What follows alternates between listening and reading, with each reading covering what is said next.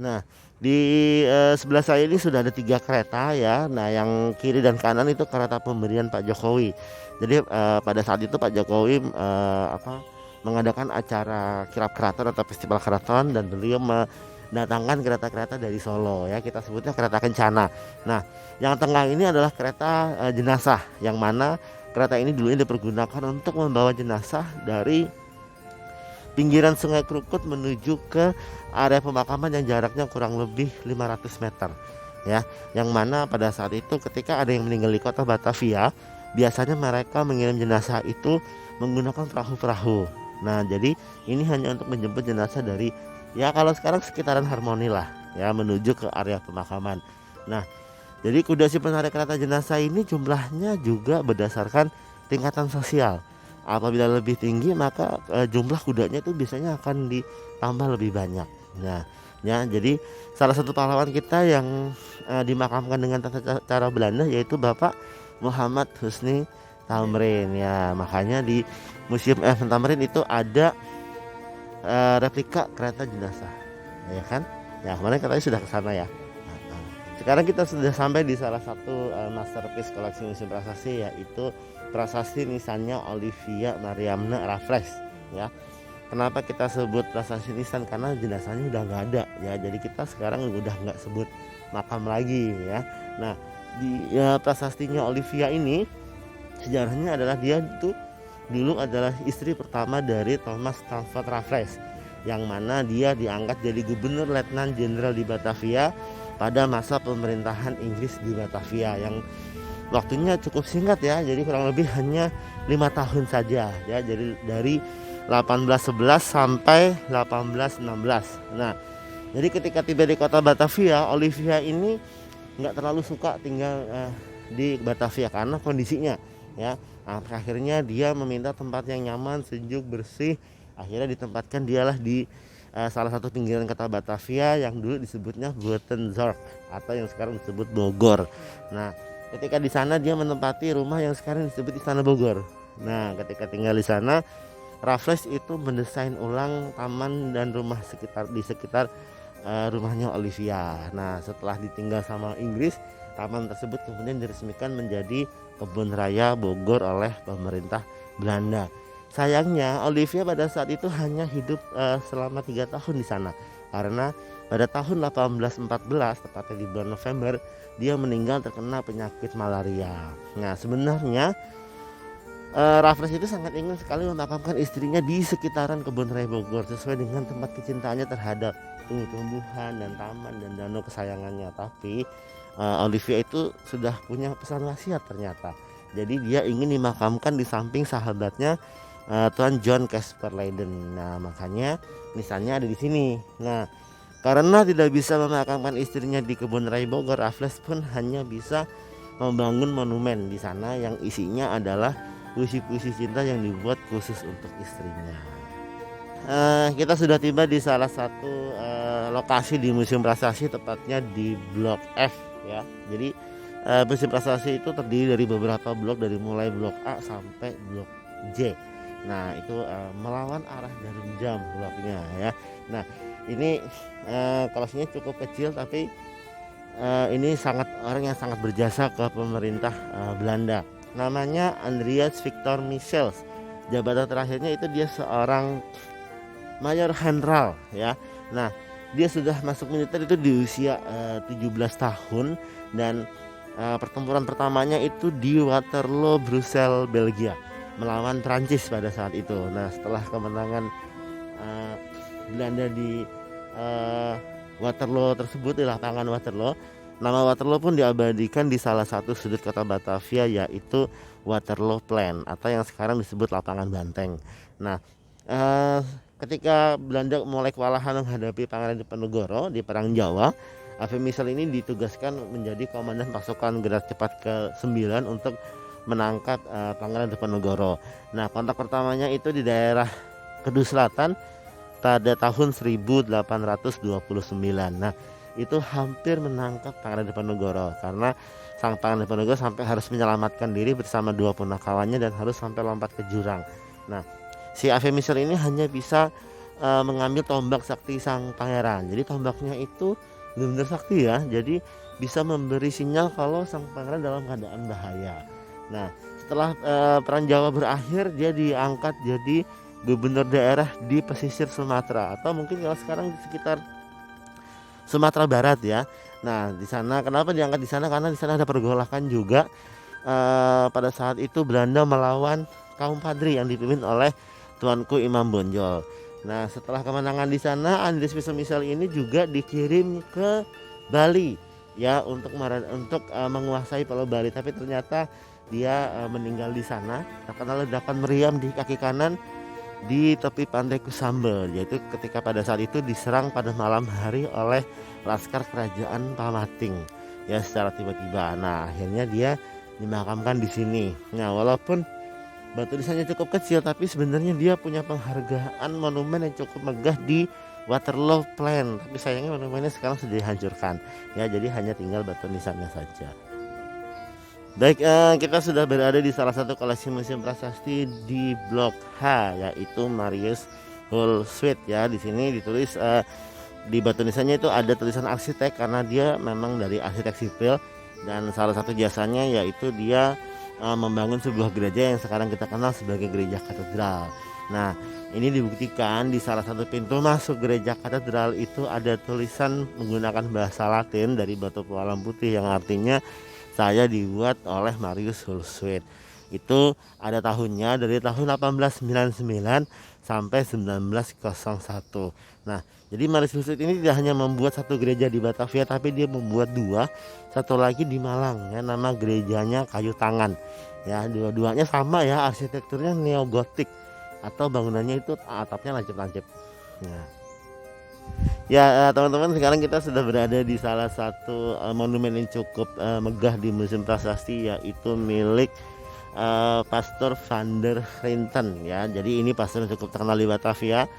Kenapa dibuatkan patungnya? Karena pada saat itu belum ada foto, belum ada video untuk mengenang seseorang. Jadi untuk memudahkan umat Nasrani mengenang si van der Grinten, kebaikan-kebaikannya, akhirnya mereka membuat patungnya ya. Selain membuat patungnya, mereka juga membuat relief kegiatan semasa hidupnya. Mari mendekat. Di sini ada relief di mana dia itu sangat peduli terhadap orang sakit ya, memberi semangat, mengunjungi setiap hari tidak henti.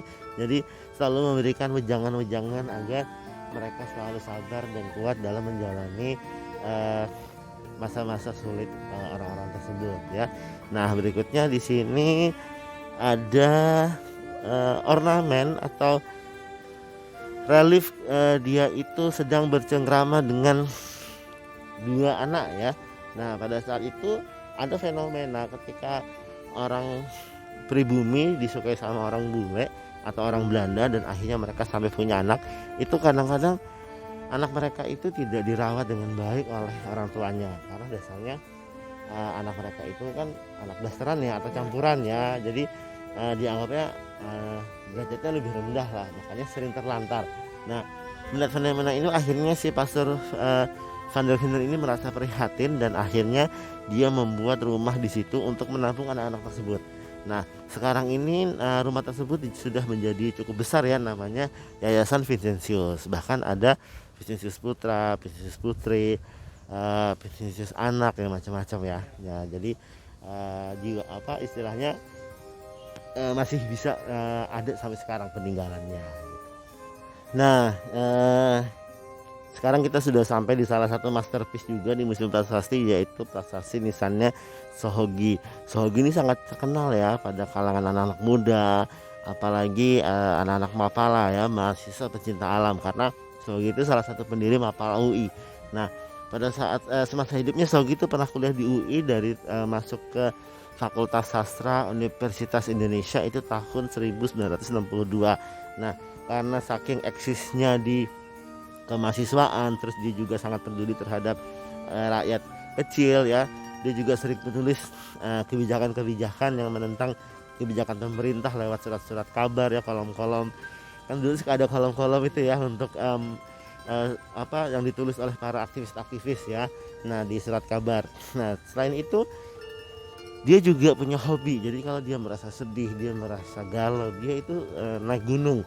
Makanya pada saat itu dia dan teman-temannya lalu membuat ukuran yang disebut Mapalahui. Jadi kode keanggotaan Sohogi itu M-007 Mapalahui. Nah, pada saat dia ingin merayakan ulang tahun yang ke-27, jadi dia merasa spesial lah 27 tahun. Akhirnya dia mencoba dan teman-teman itu melakukan pendakian pertama kali ke Gunung Semeru ya. Nah, jalur yang dipakai bukan jalur biasa, tapi yang dibuat oleh pemerintah Belanda pada tahun 1930 ya. Dan pada akhirnya dengan ya dari awal mereka sebenarnya sudah punya firasat-firasat ya. Dan salah satunya ya Rudi Badil itu sempat mimpi pulang itu gotong mayat temannya. Terus Sohogi juga sempat ngumpulin daun-daun bunga-bunga gitu untuk diserahkan ke janda-janda saya gitu kan. Jadi itu kan firasat sebenarnya.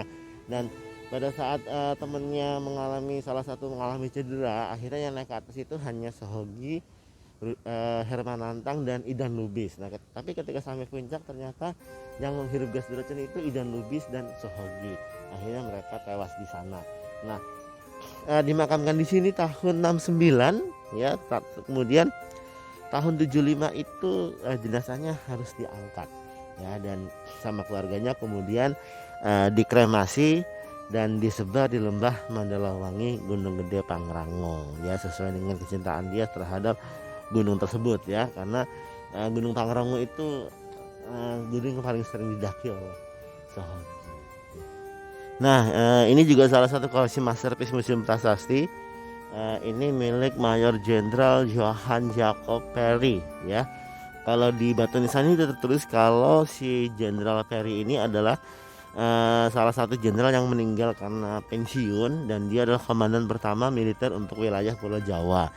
Dan dia juga salah satu prajurit militer yang mendapatkan gelar Willemsorde kelas 4 gitu. Jadi Willemsorde itu salah satu gelar tertinggi yang diberikan oleh pemerintah Belanda pada saat itu. Nah, salah satu jasa dari Johann Jacob Perry inilah ikut menangkap Pangeran Diponegoro, karena pada saat itu dia menjadi tangan kanan Jenderal Hendrik Marcus de Kock atau Jenderal de Kock ya kita kenalnya ya. Nah, untuk jasa-jasanya pemerintah Belanda lalu menganugerahi batu nisan bergaya arsitektur gotik ya, seperti kayak gereja katedral ya. Jadi cukup megah, dan ini terbuat dari logam ya, yang diimpor langsung dari Belanda. Sampai di sini tuh pada tahun 1855, tepat kurang lebih 2 tahun setelah dia meninggal. Teman-teman, sekarang kita sudah berada di antara peti jenazah proklamator ya. Jadi yang sebelah kiri saya ini adalah peti jenazahnya Bapak Soekarno ya, yang mana peti jenazah ini digunakan untuk membawa jenazah Pak Soekarno dari Rumah Sakit RSPAD Gatot Subroto menuju ke Wisma Yaso atau yang sekarang disebut Museum Satria Mandala. Jadi jenazahnya itu disemayamkan di sana dulu, baru dibawa ke Blitar menggunakan peti jenazah yang sudah disediakan oleh keluarga. Nah, jadi peti ini adalah buatan Yayasan Talang Hitam dan kemudian dihibahkan ke Museum Prasasti ya. Nah, di sebelah kanan saya ini ada peti jenazahnya Bapak Muhammad Hatta ya, atau wakil presiden pertama kita ya. Dan ini adalah buatan Yayasan Bunga Kamboja, yang mana peti jenazah ini dibuat untuk membawa jenazah beliau sampai ke Tanah Kusir ya. Nah, jadi beliau itu dimakamkan di Tanah Kusir dekat dengan ibunya sesuai dengan wasiatnya. Dia itu ingin dimakamkan di tengah-tengah rakyat. Nah, kenapa kok ada ukir-ukirannya? Karena beliau itu lahir di Bukit Tinggi ya. Jadi ukir-ukiran ini adalah ukir-ukiran orang khas Minang. Selain orang Belanda, di sini juga ada orang Jepang yang batunya itu ada di sini. Tapi yang salah yang ini hanya monumen saja ya. Jadi tidak ada jenazahnya. Nah, kenapa? Karena pada saat itu tentara Jepang itu membuat monumen untuk mengenang tewasnya tentara mereka yang tewas ketika bertempur melawan pasukan sekutu di daerah Lewiliang Bogor. Nah, yang tewas itu sekitar kurang lebih 30 orang ya. Nah, itu ditulis secara lengkap di prasastinya di bawah sini. Nah, uniknya sampai saat ini itu kedutaan Jepang selalu melakukan sembahyang. Setahun itu mereka bisa melakukan sembahyang secara resmi 2 sampai 3 kali ya untuk menghormati atau mengenang jasa pahlawan-pahlawan para prajurit mereka yang tewas di daerah Liwiang Bogor ini. Nah, teman-teman, kita sekarang sudah berada di penghujung acara dan ketika kita berkunjung ke Museum Prasasti, pasti di akhir itu akan ada tulisan yang bikin kita penasaran.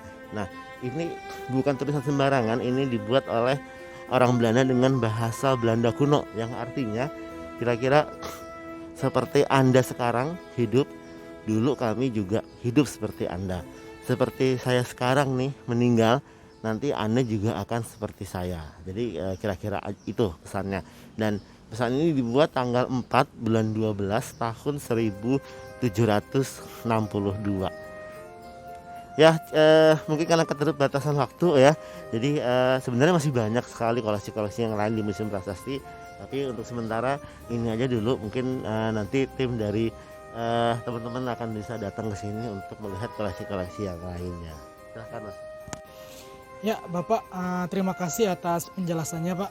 Mungkin lain kali kami akan datang lagi untuk mengetahui beberapa informasi terkait museum atau makam yang ada di sekitar sini.